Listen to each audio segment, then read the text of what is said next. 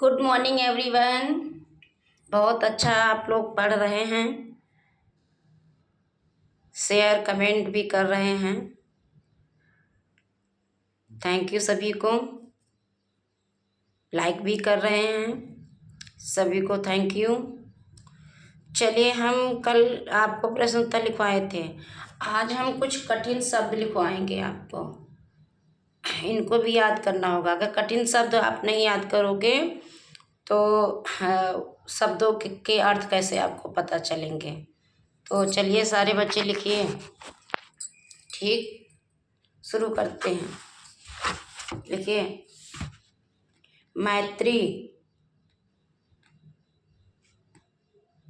आगे लिखिए, मित्रता।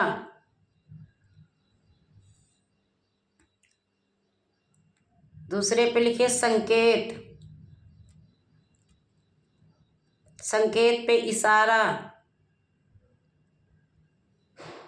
आगे लिखिए, बटोरना, इकट्ठा करना। बटोरने का मतलब इकट्ठा करना। आगे लिखिए, तनख्वाह।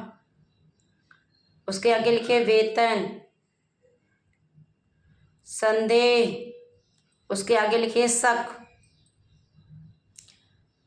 आगे लिखिए, कर्ज। कर्ज का अर्थ है ऋण। अपराध,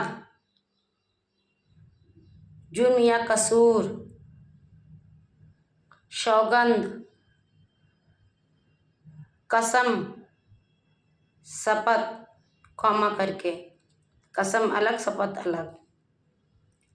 आगे लिखिए, गुजारा। डैश में लिखिए, निर्वाह। ये आपको याद करनी होंगी। ठीक, तो कुछ विशेष टिप्पणियाँ हैं, उनको भी हम करवा रहे हैं। ठीक, लिखिए आप आगे नए पेज से। ठीक ना, नए पेज से आप लिखोगे, इसी चैप्टर की हैं। पेशगी। आगे डैश लगा के लिखिए, पहले दिया जाने वाला धन।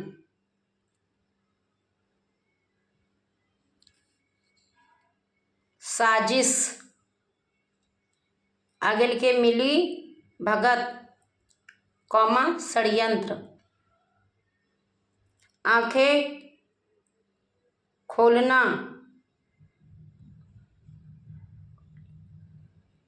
होश आना।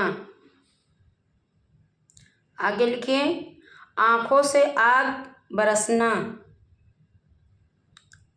जिसका छूट जाए बता देना, हम दोबारा बोल देंगे, बैठे मत रहनिएगा कोई भी।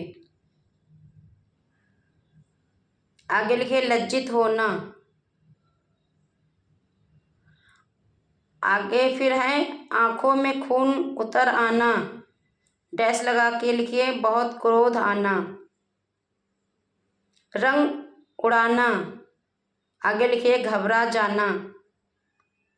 फिर लिखिए, लातों के भूत बातों से नहीं मानते।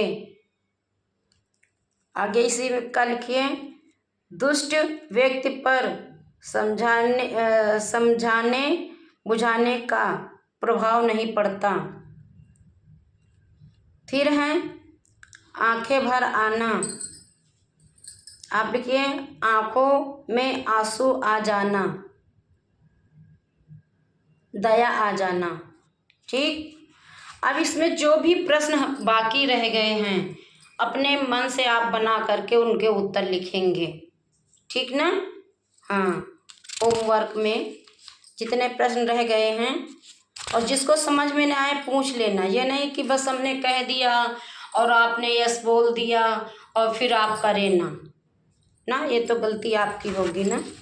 हाँ बेटा, इसमें गद्यांश भी कहीं कहीं से आता है।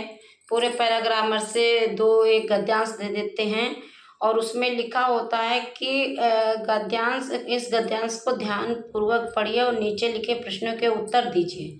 तो जो इस कहानी को अच्छे से रीड करेगा, समझेगा, वो कहीं से भी कोई गद्यांश आ जाए, कोई वर्ड्स मीनिंग आ जाए, कुछ भी आ जाए तो कर लेगा। और जो पढ़ेगा नहीं तो नीचे गद्यांश लिखे, उसके नीचे प्रश्न लिखे हैं, तो आप नहीं कर पाओगे। पहले आप चैप्टर को अच्छे से पढ़िए, स्टोरी को, कहानी को। ठीक, तो आज हमने एक चैप्टर कंप्लीट करवा दिया साहित्य सागर में बात अठन्नी की। अब हम, ये गद्य भाग था, अब हम अगले दिन इसका पद भाग पढ़ाएंगे, एक चैप्टर पद भाग पढ़ाएंगे इसका, एक चैप्टर।